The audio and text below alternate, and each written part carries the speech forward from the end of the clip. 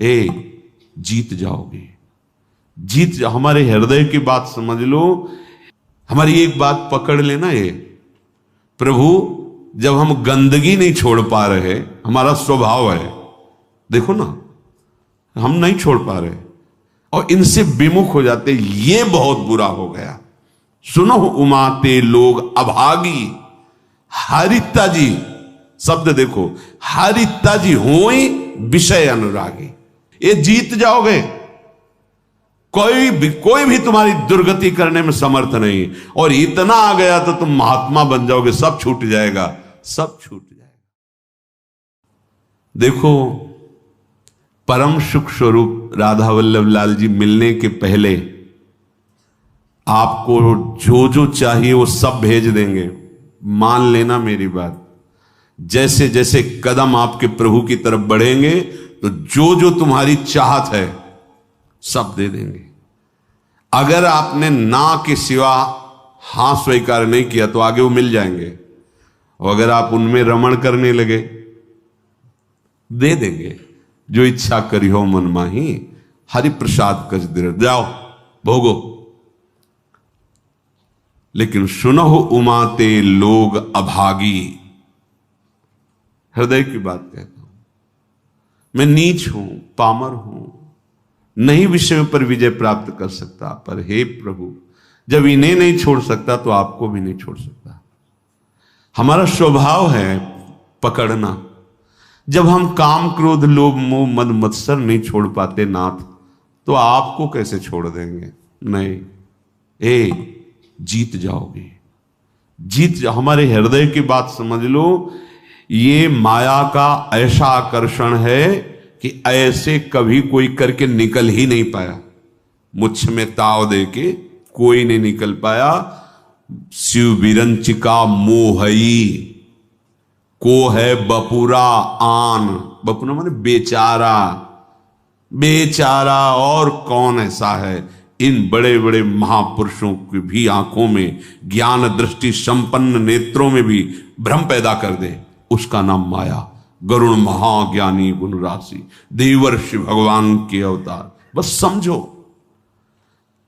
हमारी एक बात पकड़ लेना। ये प्रभु, जब हम गंदगी नहीं छोड़ पा रहे, हमारा स्वभाव है, देखो ना, हम नहीं छोड़ पा रहे, तो नाथ बड़ी गुरु कृपा से आपका नाम आप पकड़ में आए हो।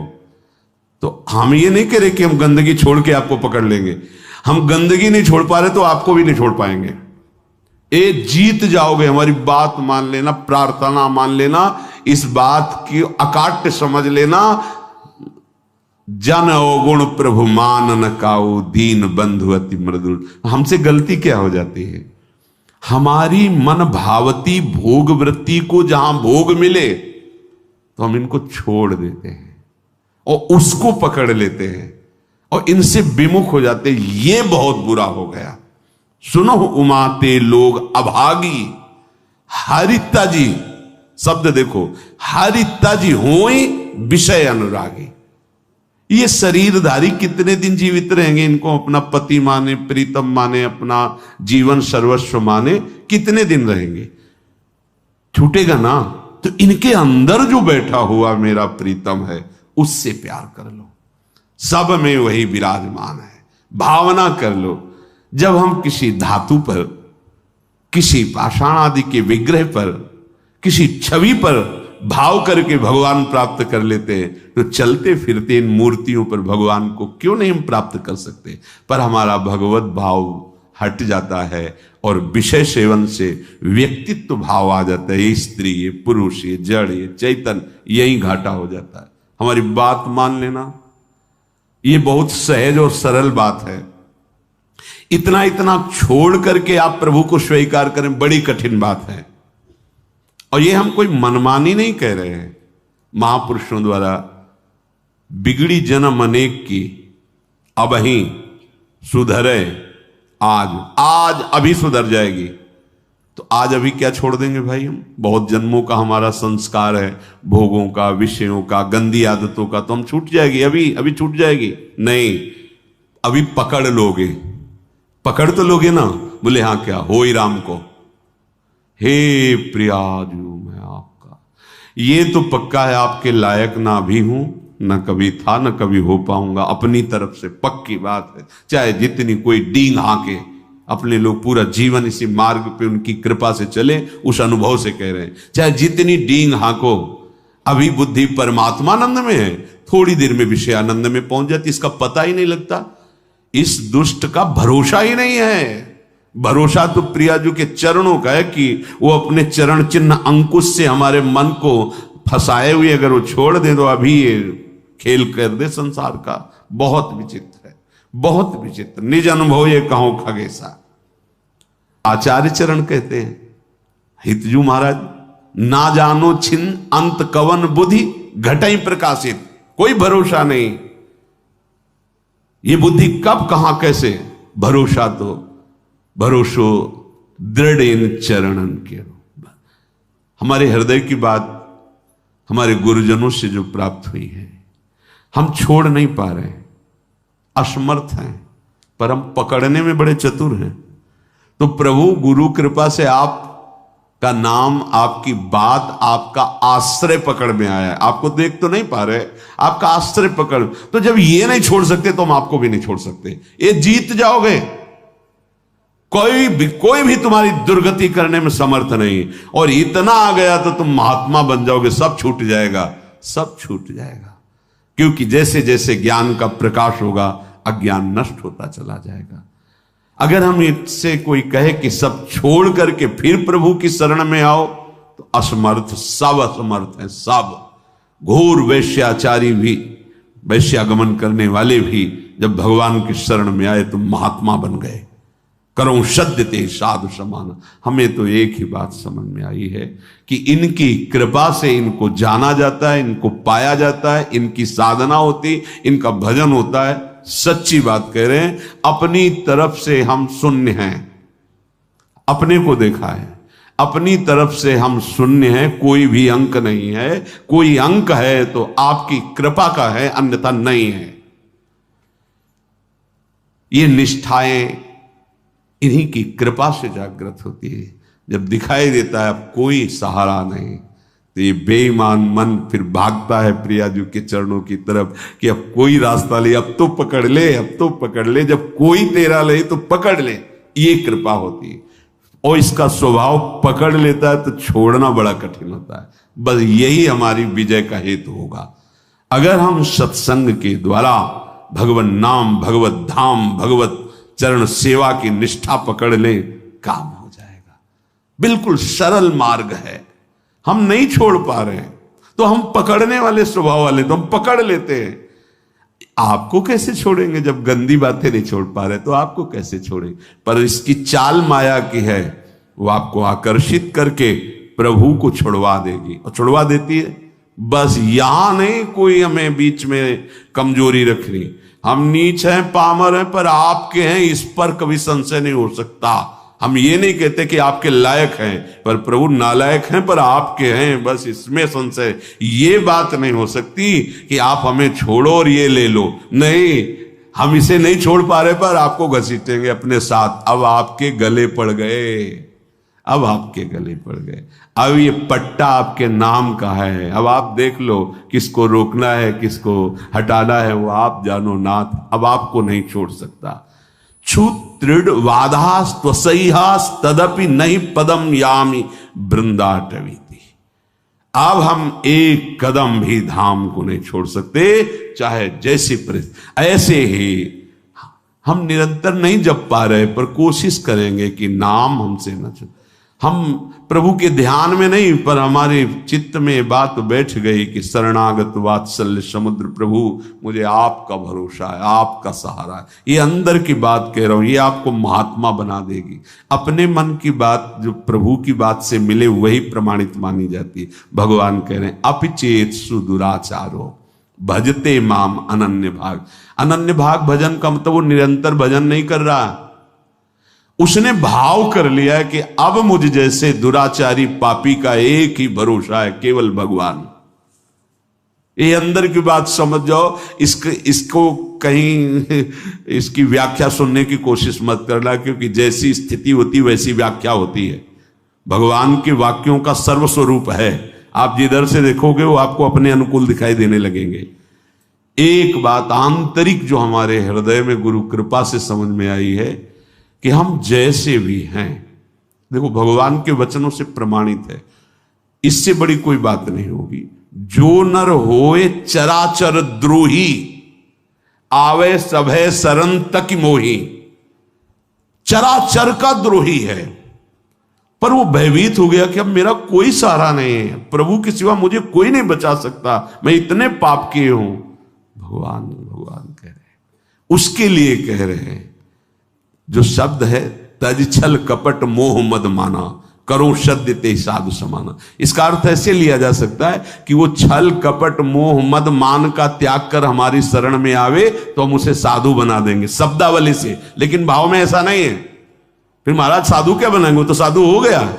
जो छल कपट मद मान इन सब का त्याग करके आपकी शरण में आया है तो आप साधु क्या बनाएंगे, तो साधु है ही, इसी को तो साधु कहते हैं। तो यहां भाव ये है कि तज, मैं त्याग कराऊंगा उसके छल कपट मद मान का त्याग कराकर करो सद्य।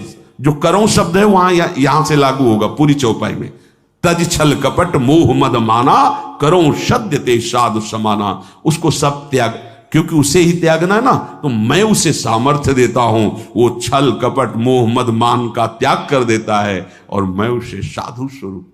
और भगवान गीता जी में इसी श्लोक में कहा अपिचित कि उसे मानो वो साधु हो गया क्योंकि मेरी शरण में आ गया है, अब मैं संभाल लेता। भगवान का आश्रय लेकर भरोसो दृढ़ इन चरणन के रो, दृढ़ता पूर्वक। ये दृढ़ता तुम्हारी फिसलाने के लिए बहुत से ऐसे माया जाल फेंकेगी, तुम्हारी अश्रद्धा हो जाए, तुम्हारा प्रश्न जोरदार हृदय में प्रकट, तुम्हारी प्रिय जगह में जहां ममता है आसक्ति वहां प्रहार करेगी माया। फिर हे भगवान, नहीं नहीं, आपका था, आपका है, आपका रहेगा प्रभु, अब नहीं, अब धोखा नहीं, आपके सिवा नहीं। ये बड़े बड़े भक्तों के जीवन में देखो ना, उसी पुत्र के ब्याह के में ठाकुर जी जा रहे हैं, वही पुत्र जो अंतर ध्यान व्रत करताल उठा के नाच रहे नरसिंह मेहता, हे गोविंद तेरा सब मंगलमय, अच्छा किया, अब निरंतर और चिंतन आपका बढ़ेगा। पर ये निष्ठावान ही कर सकता, नहीं तो नहीं। ये क्या रात दिन भजन करते हैं पुत्र, वो भी राधे राधे। श्रीवास जी को देखो, हर महाभागवत को देखो, ये आने जाने वाला देश है, टिकाऊ नहीं है। ये परिवर्तनशील नाशवान शरीर है, अविनाशी नहीं है। यहां जितना खेल है बस होश में खेल लो, इस खेल से मुक्त हो जाओ। यही होश है कि और को छोड़ पाओ ना छोड़ पाओ, इनको मत छोड़ना, इनको पकड़ लो, जीवन कृतार्थ हो जाएगा। चलते हैं महाभागवत पांडवों के पावन चरित्र में प्रसंग चल रहा है। महाराज युधिष्ठिर को दुखी देखकर उनके मामा जो माद्री जी के भाई शल्य, वो प्रसंग सुनाया कि आप और द्रौपदी को ही केवल दुख नहीं हुआ, देवराज इंद्र और उनकी पत्नी शची को भी महान दुख भोगना पड़ा है, आप चिंता ना कीजिए। तो उन्होंने पूछा क्या दुख भोगना पड़ा, वो तो त्रिभुवन पति हैं। तो प्रसंग चल रहा था, त्वष्टा जी के हृदय में द्वेष भाव देवराज इंद्र की प्रथा, उन्होंने विश्वरूप को मंत्र बल से प्रकट किया, देवराज इंद्र ने वज्र के द्वारा उनका, फिर उन्होंने वृत्तासुर को प्रकट किया, फिर वृत्तासुर का कल चरित्र आपने सुना। अब जो वृत्तासुर से ब्रह्म हत्या प्रकट हुई, वो इंद्र को कहीं भी शांति नहीं लेने दे रही थी। तो जल को एकांत देश में जाकर जल को स्तंभित करके कमल नाल में सूक्ष्म रूप से प्रवेश होकर के वहां रह रहे थे। अब देवराज इंद्र पद खाली था, तो समस्त ऋषि देवताओं ने देखा त्रिभुवन में अराजकता फैल रही। तो लोकपाल देवता ब्रह्म ऋषि सब विचार करने लगे कि त्रिभुवन पति पद पर किसका अभिषेक होना चाहिए। इस समय त्रिभुवन में कौन है जिसे त्रिभुवन पति पद दिया जाए। तो देखा गया तपस्या में, यज्ञों में, दान पुण्य में, धर्म में बहुत बढ़े हुए महाराज नहुष जी हैं। उनके पास देवता ऋषि सब गए, प्रार्थना की। तो नहुष ने कहा कि मैं आपके सामने बहुत दुर्बल हूं, मेरे में इतनी सामर्थ्य नहीं कि मैं आप देवता और ब्रह्म ऋषियों का शासन कर सकूं। राजा वही होता है जो सबसे बलवान होता है, मैं तो निर्बल हूं आपके सामने। तो ये सुनकर के संपूर्ण देवता ऋषि मुनि स्वर्ग के राज्य का पालन करने के लिए उनसे कहा, अच्छा तो तुम इस बात से अपने को कमजोर मान रहे हो, तो हम ये वरदान देते हैं। समस्त देवता ऋषियों ने कहा, देवता दानो यक्ष ऋषि राक्षस पितर गंधर्व भूत मनुष्य जो भी आपके सामने दृष्टि में आ जाएगा उसका आधा तेज बल तप बल सब आप में आ जाएगा। अब आपको कोई परेशानी, आप स्वर्ग में ब्रह्म ऋषियों के द्वारा आदर पाकर के त्रिभुवनपति आसन पर बैठे। धर्म को आगे रख करके राजा नहुष को अभिषिक्त किया गया, अभिषेक किया गया वेद मंत्रों द्वारा, और परम दुर्लभ देवराज इंद्र के पद पर उनको बिठाया गया। अब को नरस जन्मा जग माही प्रभुता पाहि जाहि मद नाही। कौन ऐसा है जो संसार में बड़ा पद मिल जाए और अभिमान ना आ जाए? यही रोग इनको भी लग गया। त्रिभुवनपति पद कुछ दिन तो ठीक से चला, इसके बाद मद जो है अपना प्रभाव दिखाने लगा। उनको लगा जब मैं देवराज पद का भोग कर रहा हूं तो फिर इनसे क्या। सभासदों को बुलाया, बड़े बड़े लोकपाल देवता सब उनकी सभा में बैठते हैं। कहा पूर्व इंद्र की जो महारानी सची हैं मेरी सेवा में उपस्थित किया जाए, उनको आज्ञा दिया जाए, मेरी आज्ञा है मेरी सेवा में उपस्थित हो, क्योंकि जब देवराज पद का अधिकार मुझे प्राप्त है तो उनका भी। सची देवी आज रात्रि में मेरे महल में पधारे, मेरी आज्ञा सुना दी जाए। ये जब सची देवी से प्रार्थना की गई तो बहुत घबरा गई, दुखी हो गई। पातिव्रत धर्म से युक्त है, उनका तो आश्रय भगवान बृहस्पति जी हैं। वो अपने महल से निकले और बृहस्पति जी के चरणों में जाके कहा, गुरुदेव मैं आपकी शरण में हूं, आप मेरे पातिव्रत धर्म की रक्षा कीजिए। नहुष इस समय इंद्र पद में है और उसने ऐसी आज्ञा की है, और मैं अपने प्राण वल्लभ देवराज इंद्र के सिवा किसी भी पुरुष को पुरुष रूप से कभी देखा ही नहीं, स्वीकार ही नहीं किया। मैं एक पतिव्रता हूं और भगवान आपने भी मुझे सौभाग्यवती का आशीर्वाद दिया है, तो क्या मेरा ये दुर्भाग्य होगा? प्रभु आप मेरी रक्षा कीजिए। आपकी वाणी परम सत्य होती है। हे देवगुरु, आपने आज तक जो बोला है कभी मिथ्या नहीं गया। आपका पूर्वोक्त वचन की सौभाग्यवती हो, वो मेरा सुरक्षित रहना चाहिए। बृहस्पति जी बहुत विचार मग्न हो गए कि इस समय उसके सामने जो जाएगा तो उसकी सारी सामर्थ्य से आधा बल उसे प्राप्त हो जाएगा। ठीक है, मैं विचार करता हूं, तुम नहुष से डरो मत, थोड़े दिनों में ही ये नष्ट हो जाएगा। जिसकी परिस्त्री गमन की वृत्ति है वो नष्ट हो जाएगा, उसे नष्ट करना नहीं पड़ता, वो अपने कर्म से ही नष्ट हो जाता है। सची देवी कि अब समय तो बहुत थोड़ा है, कभी फिर वो आदेश कर सकता है। वो रात्रि देवी की उपासना की। रात्रि देवी उपश्रुति नाम से प्रकट हुई। सची जी ने कहा, जा इंद्र पुनः छुप गए, मुझे ले चलो, मैं स्वयं उनसे बात करूंगी। उपश्रुति देवी, ये सब खाली नहीं कि दिन रात्रि, ये सब साक्षात हैं, ये भगवत स्वरूप है। इसीलिए किसी के पाप और पुण्य का हिसाब वहां करने के लिए वकील की जरूरत नहीं होती। जिस समय तो समय उपस्थित है, रात है या दिन वो उपस्थित है, जिस दिशा में वो उपस्थित है। तुम्हारा मन स्वयं आत्मस्वरूप से प्रभु, सब वहां किसी की सलाह की जरूरत नहीं, जो कर्म उसका उसी क्षण हिसाब। उपश्रुति देवी ध्यान में देखा कि इंद्र कहां हैं, देखो जल को स्तंभित करते हुए कमल नाल के अंदर छुपे बैठे हैं। उपश्रुति देवी को वहां उपस्थित देखकर इंद्र प्रसन्न हुए। अब आप आ गई तो कोई न कोई उपाय तो बताएंगे ही। उन्होंने कहा, इंद्रदेव तुम्हारा कल्याण हो, इंद्राणी का दुख देख करके मैं आई हुई हूं। तुम सब पर्वत वन पृथ्वी स्वर्गलोक सबका त्याग कर यहां जल में हो, और यहां इंद्राणी की क्या दशा हो रही तुम्हें पता है, बड़ा दुख भोग रही। तुम कमलनाल में सुरक्षित हो, पर आपको इंद्राणी को सुरक्षित करना चाहिए। देवराज इंद्र ने कहा कि इस समय मैं असमर्थ हूं। नहुष बहुत बड़ा बलवान है और वो कुचेष्टा पर उतारू है, तीनों लोगों में कोई ऐसा नहीं कि उसे सुधार सके। मैं इसमें क्या कर सकता हूं? वो पापपूर्ण विचार रख रहा है। उनका अपने आप को आप प्रकाश में लाइए, अपने तेज से आप देवताओं का जो शासन पद उसे स्वीकार कीजिए। इंद्र ने कहा, देवी इस समय पराक्रम मेरे में नहीं है, नहुष में है।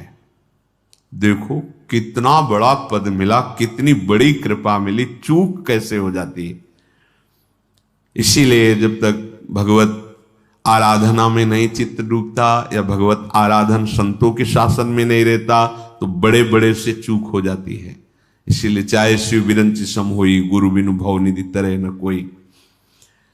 तुम्हें गुप्त रूप से एक कार्य करना, मैं उपाय बता देता हूं।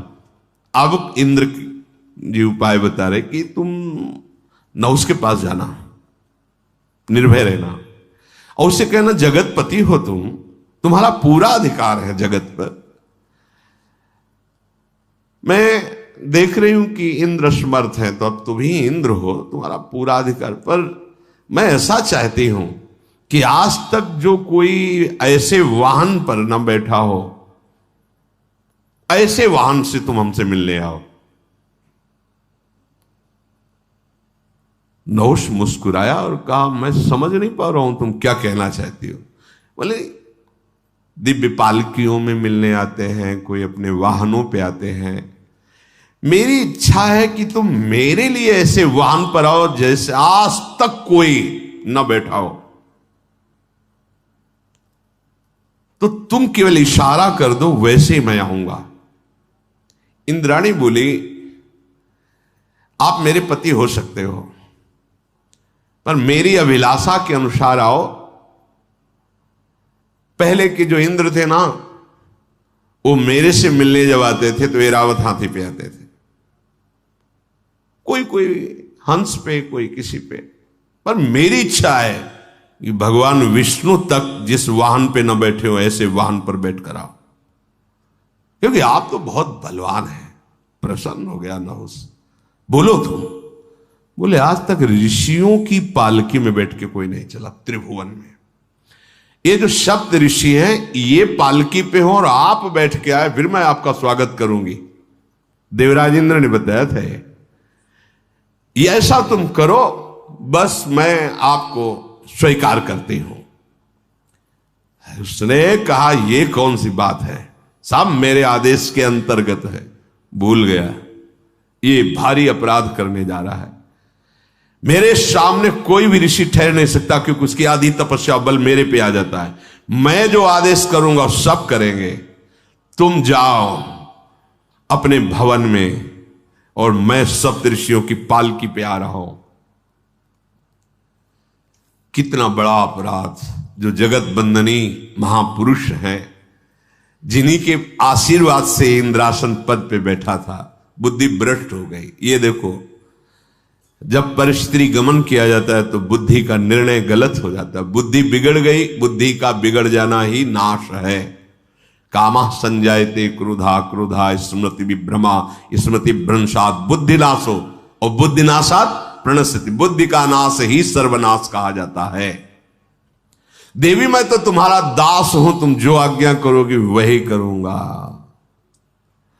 सुंदर मुख वाली सची बाहर से मुस्कुराते हुए अंदर से कि अब तेरा नाश निश्चित है, क्योंकि जिन ऋषियों का चरणामृत इंद्र को भी पावन करता है, उन ऋषियों की पालकी पे बैठते ही तेरे सारे सुकृत नष्ट हो जाएंगे। जो मां नहीं मात पिता नहीं देवा, साधुन सन करवावें सेवा, जिनके ये आचरण भवानी ते निश्चर समझानो प्राणी। हाँ, बहुत संभल कर संत महात्माओं के पास जाना चाहिए, बहुत संभल के, दैन्यता से। सारा सुकृत नष्ट हो जाएगा। अगर आप बैठ नहीं पाते तो खड़े रहो, 1 सेकंड में नमस्कार करो, निकल जाओ। बैठने की जरूरत है, वो तुम्हारे लिए कुर्सी ला के रखेंगे, तुम हो क्या। बस यही जहां भूल हो जाती है ना कि मैं अमुक पद में हूं, डालो कुर्सी डालो, तो डाल देंगे, भगवान के दास हैं, आसन बिछा देंगे, तुम्हारे आगे झुक जाएंगे। पर तुम जिनके बल पर पदाधीश बने थे वो पुण्य तुम्हारे नष्ट हो जाएंगे, खोखले हो जाओगे। आए थे बलवान बनने के लिए, गए निर्बल होकर के। इसीलिए बहुत बहुत सावधान। महाराज दुष्यंत जब कर्ण जी के आश्रम में जा रहे तो हमने पढ़ा, उसमें नंगे पैर छत्र हटा के, शीश की पाग हटाकर, एक केवल अंगरक्षक, वो भी प्रधान गेट तक वहीं छोड़ दिया, अकेले दैन्य भाव से, दीन होकर, राज चक्रवर्ती पोशाक पे नहीं, दीन होकर ऐसे। महापुरुषों द्वारा दिए हुए आसन को प्रणाम करके हट के बिना आसन के बैठना चाहिए। अगर उनके दिए आसन पर बैठ गए, क्षमता तुम्हारी नहीं है, तो सारे सुकृत नष्ट हो जाएंगे। जैसे देवती जी, मनु जी, शतरूपा जी जब करदम जी के आश्रम पर गए तो 3 आसन बिछाए। सम्राट पद पर भगवत स्वरूप हैं महाराज, आसन को प्रणाम किया, बैठे। शतरूपा जी पर देहूति जी ने आसन को प्रणाम कर खाली आसन पे बैठी। देख लिया बुद्धि प्रवीण है, हमारी अर्धांगिनी पद के अधिकारी है। संत महात्माओं का स्वरूप बड़ा दैन्य होता है। वहां यह सावधानी रखनी चाहिए कि उनके द्वारा कोई हमारी परिचर्या नहीं होनी चाहिए। हम गए हैं उनका कृपा प्रसाद लेने, अब वो खड़े, आपको कुर्सी चाहिए, हाँ जी, और वो विरक्त संत कुर्सी उठा के ला रहा है, आपको बैठा रहा है। आप ठीक है, आपका कमर ठीक नहीं, टांग ठीक नहीं, एक बार एक दर्शन की बस हम बैठ रहे हैं, हम सुन लेंगे यूट्यूब में, आपके सामने नहीं बैठ जा रहे हैं। या हम कष्ट से कि सीढ़ी में नीचे बैठ जाते हैं, सुन लेते हैं। नहीं, अगर बैठने लायक हो बैठ जाओ, नहीं खड़े दर्शन करो, चले जाओ, जरूरत नहीं है। उनके द्वारा दी हुई सेवा तुम्हारे सुकृत नष्ट कर देगी। पर वो जब बुद्धि प्रवीण नहीं होती तो फंस जाती है। हम देखते हैं गुरुजनों के सामने आसन पे नहीं, आसन उनसे श्रेष्ठ हो, तप में, भजन में, तो भी प्रणाम करके आसन को माथे से प्रणाम फिर बैठा जाता है। ऋषि मुनि संत महात्मा, इनके पास उनके दिए हुए आसनों को हटा दिया जाता है, समेट के रख दिया जाता है। उनका तो स्वभाव सम्मान, हम इसके योग्य नहीं। दैन्यता, कमा के चले जाओगे, लेके चले जाओ, नहीं तो गंवा के चले जाओगे। यही देवराज इंद्र ने विचार करके कहा, जाओ सप्तऋषियों की पालकी में वो आए, ऐसे उसको प्रेरणा करो। अब इसने आज्ञा की, जिसमें बड़े बड़े महापुरुष हैं, पूरी सृष्टि का संचालन उनके तप से होता है। बृहस्पति जी के घर पे इंद्राणी, और दुष्टात्मा नहुष तो एकदम बावरा हो गया, समझ ही नहीं पाया कि मेरे नाश की बात हो रही है। बहुत होश में रहना चाहिए। फोन कर दिया, गाड़ी भिजवा रहे हैं, उनके लिए VIP व्यवस्था, खान, ये तुम्हारा पतन करवा देगा। एक जगह तो अहंकार नष्ट होना चाहिए तुम्हारा। संत गुरुदेव के सामने तो तुम्हारा अहंकार नष्ट, कोई पदवी तुम्हारी नहीं। अगर पद में देखो तो अखिल कोटि ब्रह्मांडों के स्वामी का दासत्व पद है, वो परम पद पे आरूढ़ महापुरुष। तुम्हारा पद क्या है? 4 दिन की चांदनी फिर अंधेरी रात, कर लो मनमानी। वो अगर दैन्यता से झुक रहे हैं, तुम्हारे मंगल के लिए झुक रहे नहीं, वो परम पद में विराजमान है। अखिल लोक चूड़ामणि अनंत ईश्वरों के स्वामी भगवान के वो ऐसे दास हैं कि अजित भगवान उनके अधीन हैं। वो ये न समझो कि भिखारी है, साधु महात्मा है, कुछ दे ले लिया और अपनी पोजीशन, पहले आके अपनी पोजीशन, हम अमुक पद पे हैं, अमुक पद। तुम क्या पद में हो?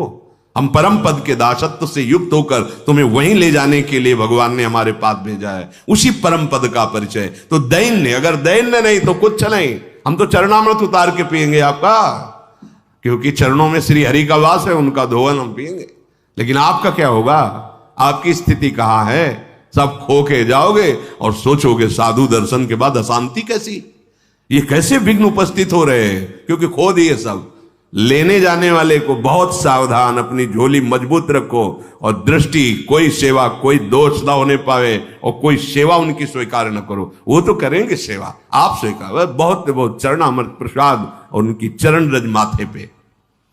नहुष से चूक हो गई, सप्त ऋषियों को पालकी में जोतने का आदेश कर दिया। बस जीवन में ध्यान रहे, आगे का चरित्र तो फिर सुनेंगे। जीवन में ध्यान रहे, कभी ऐसी हमारी बुद्धि भ्रष्ट ना हो जाए कि जो जिनके द्वारा हमारा परम मंगल होना, उनके द्वारा हमारा अहंकार पुष्ट होने लगे। इस पर सावधान हो जाना। अगर गुरुजन तुम्हारी प्रशंसा करने लगे तो एकांत में तुम्हें रोना चाहिए, जलना चाहिए कि कोई अपराध बन गया। अरे नहीं नहीं नहीं, जिनकी वाणी और कृपा दृष्टि से मेरा अहंकार नष्ट होना चाहिए था, वहां ये पुष्ट हो रहा है। अब तो मेरी दुर्गति हो जाएगी अगर ये प्रशंसा करेंगे, ये शासन करें तो नाच देना, नाच पड़ना चाहिए। आप कोई बिगाड़ नहीं सकता, क्योंकि इनकी करुणा दृष्टि हम पर है। हम लोग संत गुरुजनों से अनुकूलता चाहते हैं, हम अपनी दृष्टि के अनुसार चलाना चाहते हैं। हमसे ऐसे मिलो, हमसे बात करो, हमसे ऐसे नहीं। हम देखें अपने हृदय में सोचकर, दैन्य भाव से रहो। जो तुम्हारे हृदय की बात है वो तुम्हें सुनने को मिल जाएगी, वो तुम्हारी भावना की पूर्ति हो जाएगी, कामना की पूर्ति हो जाएगी। करोड़ों कल्प तरु भगवत प्रेमी महात्माओं के समान नहीं हो सकते, क्योंकि उनकी करुणा कृपा भगवान से मिलाती है। कल्प तरु तो लौकिक विषयों को देता है, केवल भाव शुद्ध हो जाए। बड़ी चूक हो गई, इतनी बड़ी पदवी, इतना बड़ा तप यज्ञ करने वाला महापुरुष नहुष चूक हो गई। ऋषियों को पालकी में जोत दिया, निंदनीय कर्म, महानिंदनीय कर्म। अब आगे जो दशा होगी उसको आगे। श्री राधा वल्लभ लाल। ये बहुत सावधानी की बात है, और जीवन में, सबके जीवन में एक बार ये प्रश्न खड़ा होगा। इसे सौभाग्य मत मान लेना, इसे प्रारब्ध मत मान लेना। प्रारब्ध से भोग का सानिध्य मिलता है, भोग क्रिया नहीं होती। भोग क्रिया अज्ञान से होती है। प्रारब्ध से सामग्री एकत्रित हो जाएगी, भोग का संयोग का वो सब प्रारब्ध रचना कर देगा, लेकिन क्रिया अज्ञान से होती है, क्रिया कामना से होती है। इसलिए कह रहे हैं, यदि राधा माधव के प्रेम रस में डूबने के मार्ग में उपासक चला तो उसके जीवन में एक बार ही सही पर ऐसा अवसर आएगा कि वो परस्पर विपरीत शरीर का भोग करने का प्रश्न माया खड़ा करेगी। आपको कह रहे हैं कि अगर नवयुवती है तो अपनी पुत्री जैसे होती है, ऐसे देखो, सुपुत्रीयति। अपनी पुत्री कितनी भी सुंदर जवान, ऐसा आता ही नहीं भाव में कि ये स्त्री है, आता ही नहीं है। जिनके आता है वो राक्षस ही हैं, मनुष्य तो है नहीं। नहीं तो घर में रहा जाता है, बड़ी बहन, परिवार के सदस्य। कहीं ऐसा आता है कि जवान बहन है तो जवान लड़की, ऐसा थोड़ी आता है। हंसते खेलते गले लगाते, कोई कहीं भाव ही नहीं रहता काम का। चाहे जवान पुत्री हो, चाहे जवान बहन हो, कभी ऐसा घर में भाव, जिनके भाव आता वो राक्षस हृदय के हैं, मनुष्य हृदय के नहीं। वो राक्षस हृदय वाले, आसुर स्वभाव वाले हैं। नहीं, अपनी पुत्री, अपनी बहन के समीप रहने पर कहीं ऐसे भाव थोड़ी आते। खूब खेलना कूदना, हंसना, बातचीत करना, ये सब घर में होता रहता है, पर ये भाव थोड़ी आता है कि ये स्त्री है। नहीं, वो मेरी बहन, वहां कोई गुंजाइश ही नहीं काम भाव की। तो बोले सगी पुत्री की तरह सब पुत्रियां दिखाई दें। अपने से बड़ी हैं तो बिल्कुल मेरी जैसे जननी वैसे। मातृयत्य परांगनाम, जैसे अपनी अम्मा के पास, मां के पास बैठे तो क्या भाव बिगड़ेगा? कुछ नहीं बिगड़ेगा। कैसा भी जवान लड़का हो, मां अपने ऐसे हृदय से लगा के दुलार करती है, समझाती है, बुझाती है, डांटती है। वहां काम भाव आता है क्या? मां के गले लगने पर, बहन के गले लगने पर काम भाव आता है क्या? बेटी को हृदय से लगाने पे काम। जब साधारण सांसारिक पवित्र भाव में काम नहीं आता तो तुम तो परम पवित्र भगवान के भाव वाले हो, तुम्हारे अंदर कैसे काम परास्त कर सकता है? मातृयत्य परांगना, ये आएगा प्रश्न जीवन में। पुरुष है तो स्त्री के प्रति, स्त्री है तो पुरुष के प्रति। साधक बहुत सावधान रहे, माया प्रश्न करेगी। घूमते रहते हैं माया के पार्षद, घूमती रहती है माया की पार्षदी। बहुत सावधान, जाके संग कुमति मति उपजय करत भजन में भंग, तजोरे मन हरि विमुखन को संग। बहुत कीमती जीवन है, सिद्ध बात समझ लो, संकोच की बात नहीं। हरि को रिझाओगे तो वैकुंठ का द्वार, वृंदावन के दिव्य धाम का द्वार, साकेत द्वार, कैलाश धाम का द्वार खुलेगा।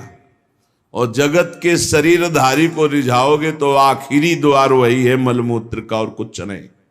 हमारी बात मान लो, संकोच करने की बात नहीं है। हम वहीं से पैदा हुए हैं और वहीं की आसक्ति से फिर दुर्गति को प्राप्त होंगे।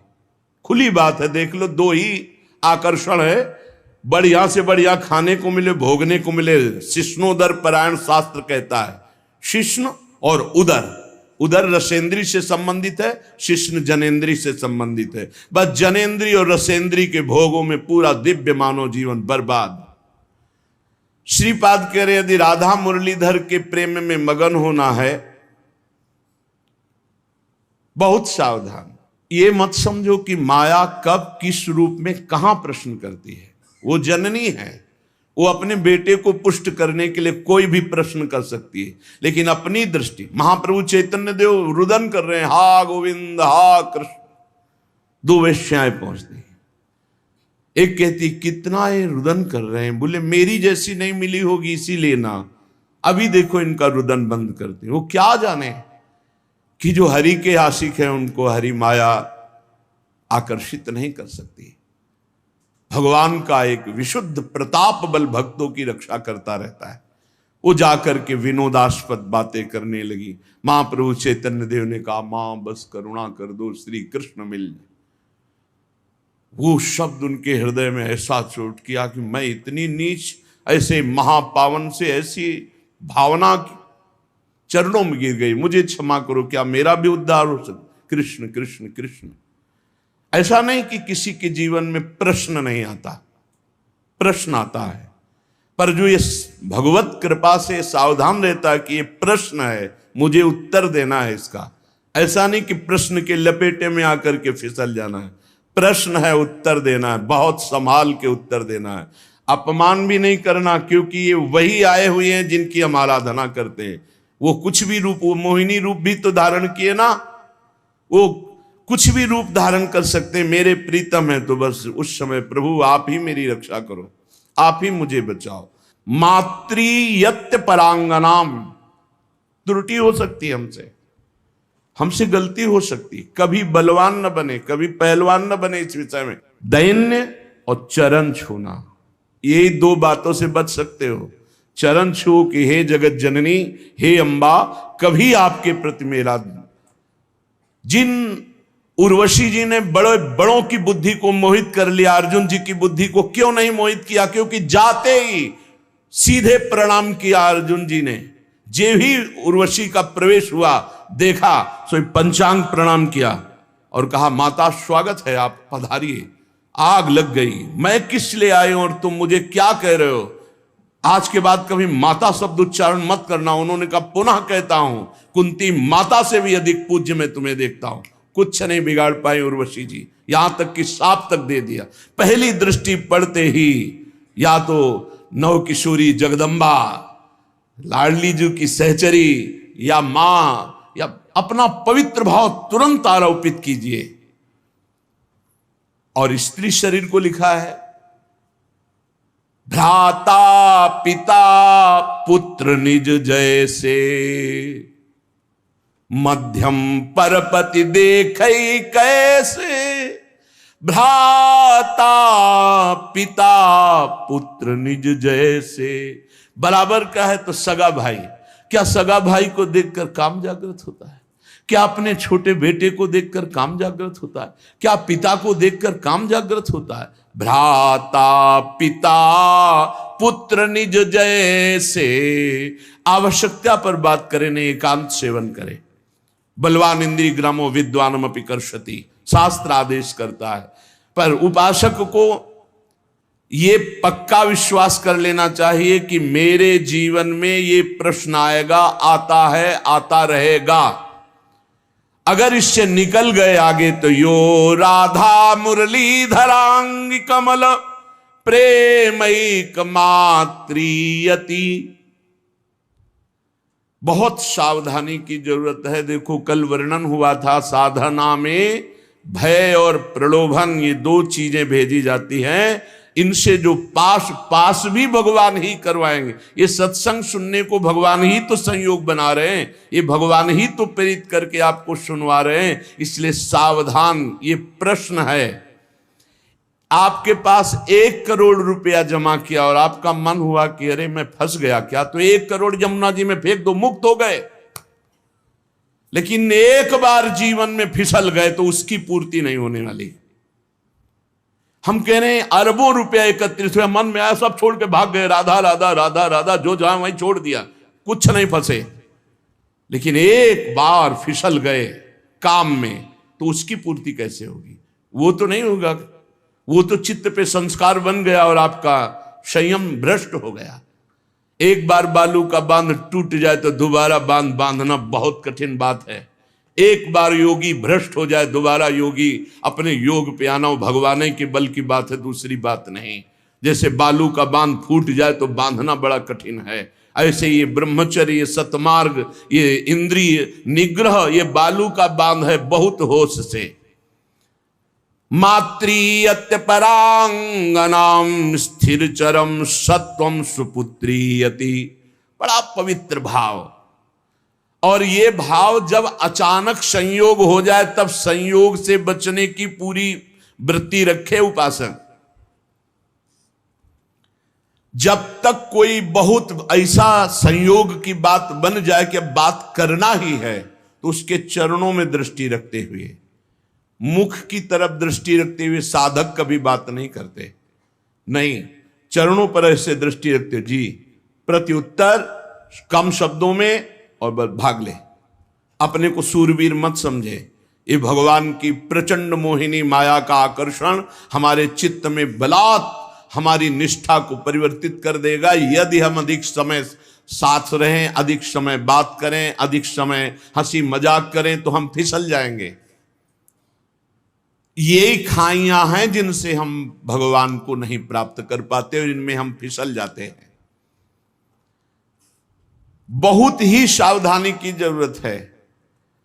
हमारी एक एक वृत्ति भगवान अंदर बैठे हुए देख रहे हैं। उस जो जल रही वृत्ति काम क्रोध आदि को ना भोगने से, वो भगवान हिसाब आपको इतना आनंद प्रदान करेंगे कि रोते रहोगे। पर कुछ समय के लिए आपको अपने मार्ग में बहुत संभाल संभाल कर पग रखना है।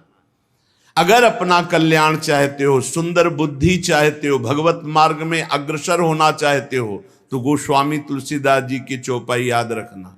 जो चाहे आपन कल्याणा, सुजस सुमति शुभ गति शुभ नाना, सो पर नारी लीलार गोसाई, तजौ चौथी के चंद की नाई।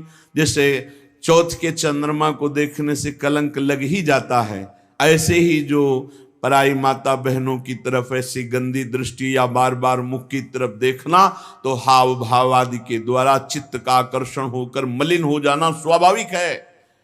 जैसे चौथ के चंद्रमा को देखने से कलंक लगता है, ऐसे जो साधक अपना कल्याण चाहता है, सुमति चाहता है, शुभ गति चाहता है, उसे चाहिए कि चरणों की तरफ देखकर बात करे।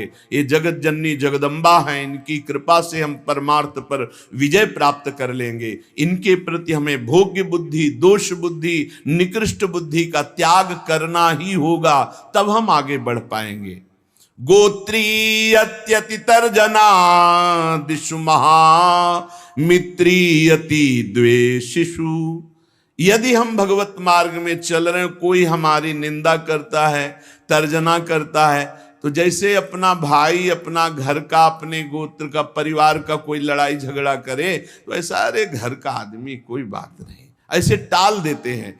ऐसे भाव रख लेते हैं, या हम भाव रख लेते हैं भगवान के द्वारा विधान किया हुआ भेजा गया है, कोई हमारे प्रारब्ध का क्षय हो रहा है। और जो हमसे विद्वेषी, उसे हम महामित्रवत भाव रखें। नहीं, हम में और संसारी पुरुष में क्या अंतर। करत जे अनुशहन निंदक तीनों पे अनुग्रह करो। अपने शरीर को जैसे हम प्यार करते हैं और दूसरे शरीर से हम उदासीन रहते हैं, ये संसारी पुरुष का लक्षण है। और भक्त अपने शरीर से उदासीन रहता है और दूसरे शरीरों के दुख को अपने शरीर जैसा मानता है। ये भाव होता है। अपने शरीर में कष्ट है कोई बात नहीं, लेकिन दूसरे के शरीर का थोड़ा भी कष्ट उसके हृदय में पीड़ा पहुंचा देगा। पूज्य श्री भाई जी हनुमान प्रसाद पोद्दार जी महाराज साधकों के लिए बहुत अमृतमय वचन लिखे हैं। भगवान को प्राप्त करना है तो तीव्र अभिलाषा जागृत करो। नाम जप से, सत्संग से, सदाचरण से, दूसरों की सेवा से, पवित्र शरीर, पवित्र मन, पवित्र विचार, पवित्र वाणी, तो परम पवित्र सच्चिदानंद भगवान की प्राप्ति की अभिलाषा साधु संग से निश्चित जागृत हो जाएगी। अन्य कामना जब उत्पन्न हो जाती है तब भगवान की प्राप्ति की अभिलाषा नहीं हो सकती। भगवान ने कहा स्वयं कि जिसका चित्त भोगों ने अपहृत कर लिया है, जो भोगों में लगा हुआ है, जो भोग सामग्री संग्रह करता है, ऐसा व्यक्ति कभी निश्चय ही नहीं कर सकता कि मुझे भगवत प्राप्ति करनी है। भोगैश्वर्य प्रसक्ता नाम तया प्रहृत्य चेतसाम व्यवसायत्मिका बुद्धि समाधो न विधीयते। वो कभी भगवान की प्राप्ति की इच्छा ही नहीं कर सकता है। इच्छा ही नहीं होगी ऐसी बात नहीं। अगर साधु संग हो तो वो भोग आदि का त्याग करके भगवत प्राप्ति की इच्छा जागृत कर सकता है, पर जब तक भोगों में लगा रहेगा तब तक भगवत प्राप्ति की इच्छा ही नहीं होगी। अन्य कामना वाला भगवत प्राप्ति की इच्छा नहीं रखता। अनन्य कामना जिसकी है श्री भगवान से, उसके हृदय में इच्छा जागृत होती है, अब मुझे भगवत प्राप्ति करना है। जब भगवत प्राप्ति की इच्छा जागृत होती है तब भगवान के अनुकूल आचरण और प्रतिकूल आचरणों का त्याग, ये नियम लेना होता है। श्री कृष्ण अनुकूलेन प्रतिकूलस्य वर्जनम विसर्जनम। आज के बाद कभी शास्त्र विरुद्ध, धर्म विरुद्ध आचरण नहीं करूंगा, तभी आपके अंदर भगवत प्राप्ति की अभिलाषा जागृत होगी। इधर तो माला चला रहे हैं, पाठ कर रहे हैं, धर्म के कार्य कर रहे हैं, और पीछे फिर अधर्माचरण हो रहा है, तो वो अंधा बटे पड़ा चबाए, तुम्हारे हाथ में कुछ नहीं लगेगा। हमको संयम से रोकना पड़ेगा।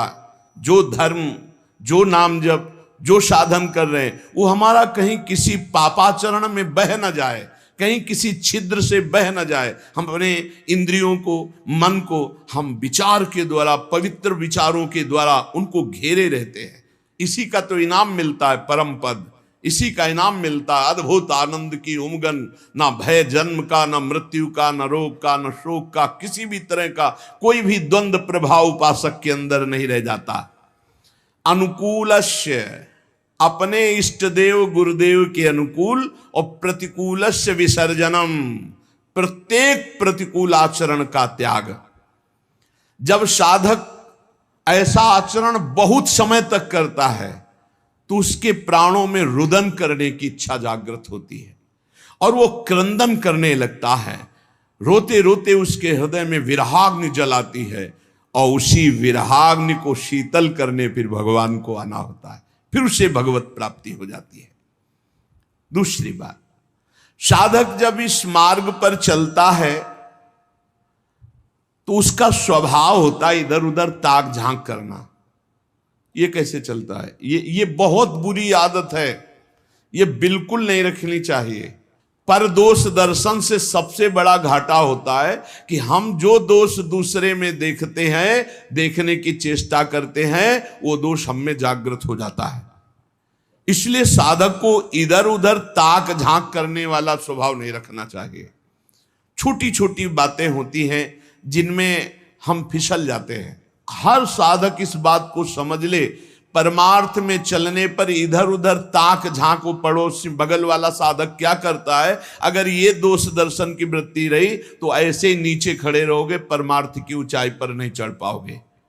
इधर उधर ताकने वाला साधक लक्ष्य तक कभी पहुंच ही नहीं सकता। सिद्ध महापुरुषों के वचन है। साधक को चाहिए कि अपनी दृष्टि केवल अपने लक्ष्य पर रखते हुए, लक्ष्य हमारा क्या है, सर्वान वस्तुतया निरीक्ष परम स्वाराध्य बुद्धिर्मम, मेरे भगवान ही सब रूपों में, बस सारा नाटक वही कर रहे हैं। हमको ये नहीं देखना एक कमी इसमें साधक में है या कमी उस साधक, ये गुरु देखें या भगवान देखें, वो सुधार करें, हमारा ठेका नहीं है। हमारा ठेका है अपनी कमी देखना और भगवान को प्राप्त करना। सत्संग अपने लिए होता, दूसरों के ऊपर थोपने के लिए नहीं होता, दूसरों के दोष दर्शन के लिए नहीं होता, वो अपने मन को शासन में लाने के लिए सत्संग होता है।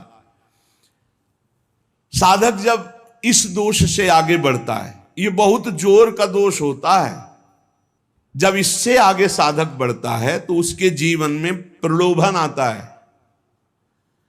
जब प्रलोभन से बचता है तो फिर भय आता है। बड़े बड़े भय आते हैं भक्तों के जीवन में। फांसी की सजा निश्चित हो गई, आग में जलाने निश्चित हो गया, जहर पिला दिया गया, क्या क्या। जब प्रलोभन और भय से भी आगे निकलता है तब दिव्य सिद्धियां, आकाश में उड़ जाओ जहां जिस लोक में, जब इनसे भी आगे निकल जाए, जीवित मर जाए उलट आप में समाया है दिलगिरी, एकदम खाक, तब भगवान की प्राप्ति होती है। वो संसार चक्र का भेदन करके सच्चिदानंद स्वरूप को प्राप्त कर लेता है।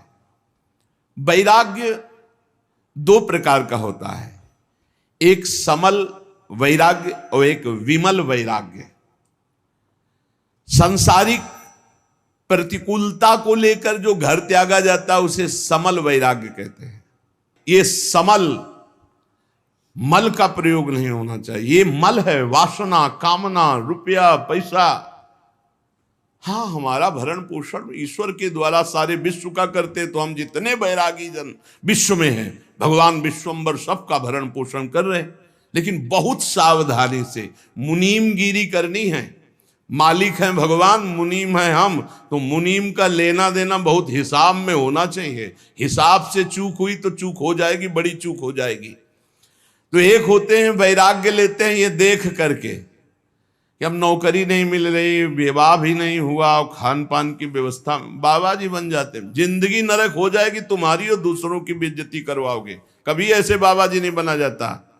बाबा जी बना जाता है, सब व्यवस्थाएं हैं, लेकिन अब मन नहीं लग रहा, ऐसा लग रहा है मुझे भगवान चाहिए, तब इसे विमल वैराग्य कहते हैं। अगर समल, ये जो समल वैराग्य है, इस समल वैराग्य को यदि विमल वैरागी मिल जाए तो वासना हट जाए और निर्मल मार्ग में चल पड़ेगा। ऐसा नहीं कि उसका कल्याण नहीं होगा, पर है बहुत गड़बड़। वैराग्य के दो रूप है, एक समल वैराग्य, एक विमल वैराग्य। समल वैराग्य होता है कि हर किसी न किसी विषय की अभाव स्थिति में बाबा जी बन जाना, वैरागी बन, बहुत खतरनाक, बहुत घटिया जीवन व्यतीत होता। बहुत घटिया हम शब्द में कह रहे हैं, लाख प्रकार से समझाओ उसको समझ में नहीं आता। वो केवल वासना की पूर्ति ऐसे लोगों के द्वारा बहुत अहित होता है संत समाज का, क्योंकि उनके अंदर कोई लक्ष्य भगवत प्राप्ति नहीं, कोई साधुता नहीं, और वेश साधुता का वो बहुत तरह से हानि करते हैं। और कहे तो संत ही जाएंगे क्योंकि वेश है, तो इसलिए बड़ा अपमान संतों का होता है। उनका लक्ष्य नहीं होता भगवत प्राप्ति, उनका लक्ष्य नहीं होता सतमार्ग, वो केवल वासनाओं की पूर्ति के। बहुत विचित्र होता है, ये भी सब देखा है।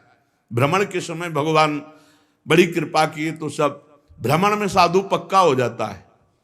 भूख प्यास गर्मी सर्दी मान गाली मार पीट सब कुछ सहना पड़ता है, सब सहना पड़ता है, उससे परिपक्व हो जाता है। तो जो किसी प्रतिकूलता को लेकर वैराग्य होता है वो समल वैराग्य होता है। ये ज्यादा दिन नहीं, ये फंसे फंसाए, ये फंसी बिल्कुल फंस जाते हैं। मन जो है ये जब भगवान के लिए व्याकुल हो तब घर छोड़ना चाहिए। नहीं तो हम कह रहे हैं कि भले आप लेबरी करके जियो लेकिन बाबा जी मत बनना। बाबा जी बनने के लिए एक केवल बात है, अब मुझे भगवान चाहिए, अब आपको कोई परास्त नहीं कर सकता त्रिभुवन में। ये बस बात तुम्हारे अंदर बैठ जाए, आप समझो केवल 2 वर्ष गुरुदेव भगवान 13, 14, 15 और इसके बाद पधार गए। अब पूरा जीवन अनाथ हो गया। अब हम किसके सहारे चले, कैसे चले? अब एक भारी विपत्ति, भारी अव्यवस्था कि हम पुत्र की तरह जिनकी गोद में बैठकर चल रहे थे वो तो अंतर्ध्यान हो गए। अब हमको कौन संभाले? उस समय श्री भगवान का जो तेज हमारे साथ था, हम आपको बताया जब हमारी समस्या आती थी तो संत और आकाश, ये 2 का सानिध्य हो जाता था। एकदम एक दिन 3 बजे सुबह तड़के नहा के से आकाश की तरफ कहा, गुरुदेव भगवान अभी तक तो हम निश्चिंत थे आपके बल पर, अब तो मुझे मार्ग भी पता नहीं कैसे चलना है, पूरा जीवन है, कोई साथी नहीं, किसी पर भरोसा नहीं। हमारा शुरू से किसी पर भरोसा नहीं था। भगवत प्रेरणा से, भगवत कृपा से एक हमारे दिमाग में बैठ गया था कि भगवान के सिवा, गुरुदेव के सिवा इस संसार में कोई सतमार्ग में नहीं चला सकता और गिराने वाला हो सकता है। इसलिए कभी हम किसी की सलाह नहीं मानी, कभी हम किसी से प्रश्न नहीं किया, कभी हम किसी की बात सुनने की चेष्टा नहीं की। जो बात गुरु जी ने कही थी उसी को घुमा घुमा करके बार बार उसी पे चलने की चेष्टा की। प्रेरणा आई, उतर जाओ गंगा के तीर पर और कभी किसी एक आश्रम में मत रुकना, बस भ्रमण करो।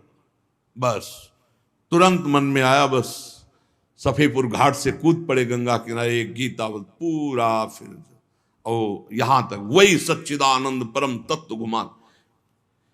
अगर थोड़ा भी कुछ राग लेकर घर से निकलोगे तो फंस जाओगे। आश्रम व्यवस्था कई जगह भ्रमण में से प्रलोभन आएगी, यहां के महंत बन जाओ, अब ऐसे यहां जब तक भगवत प्राप्ति नहीं तो राम काज की नहीं बिनु मोहि कहां विश्राम। समल वैराग्य, इस प्रयास देखना चाहिए साधक को कि कोई वासना लेकर आए तो फटाफट उसका ऑपरेशन कर डालो गुरुजनों के सानिध्य में, सत्संग में, नहीं तो ये वासना कहीं ना कहीं फंसाकर चौपट कर देगी। किसी सांसारिक प्रतिकूलता को देख करके अनुकूलता पाने के लिए तो बाबा जी नहीं बन गया कोई, या अनुकूलता पाने के लिए वैराग्य का नाटक तो नहीं कर रहा। ये बहुत हानिकारक है, परमार्थ में आगे नहीं बढ़ने देगा। विमल वैराग्य जिसमें विषयासक्ति है पर वो विषयासक्ति को मिटाना चाहता है, वो तृष्णा रहित होना चाहता है, वो भगवत प्राप्ति करना चाहता है, वो कहीं विश्राम नहीं मानना चाहता, केवल भगवान की प्राप्ति। वो सूरवीर, ये महान योद्धा सातरत्य सातरत्य सा लोकांतर पार कर देगा, जीवन पार कर देगा, कोई नहीं इसे परास्त कर सकता। दुख दोष ये मिटाने के लिए हम भगवत मार्ग में आते हैं। देखिए, दुख दोष मिटाने के लिए हम भगवत मार्ग में आते हैं। जो उपासक भोगों का रागी होगा, सुख सुविधाएं हर्षित, ठाकुर को देखकर हर्षित होने का कब तुम्हारा भाव आएगा?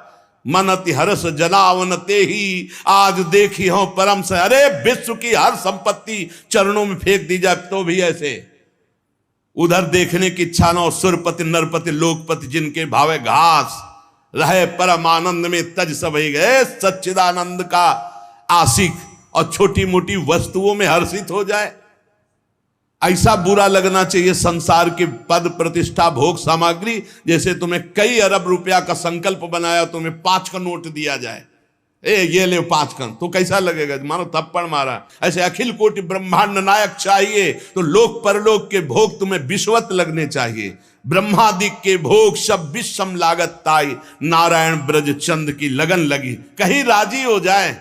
हे साधक सावधान, कहीं राजी नहीं। अपने को हर समय कसौटी में कसते रहो, कोई जान न पावे। सब सुविधा होने पर आप अपने को कसौटी में कसो। तुम शरीर नहीं हो, तुम मन नहीं हो, तुम इंद्री नहीं हो। कभी कभी पूरा दिन भूखे रह गए, कोई जान न पाया। और दिनचर्या में फर्क नहीं पड़ना चाहिए। दिनचर्या में फर्क पड़े तो तुम साधु नहीं।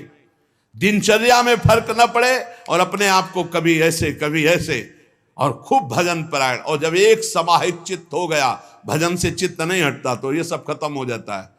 फिर तो जो जैसे प्रभु रखे, जोई जोई प्यारो करे सोई मोई भावे। पहले कसौटी में कसना चाहिए अपने आप को।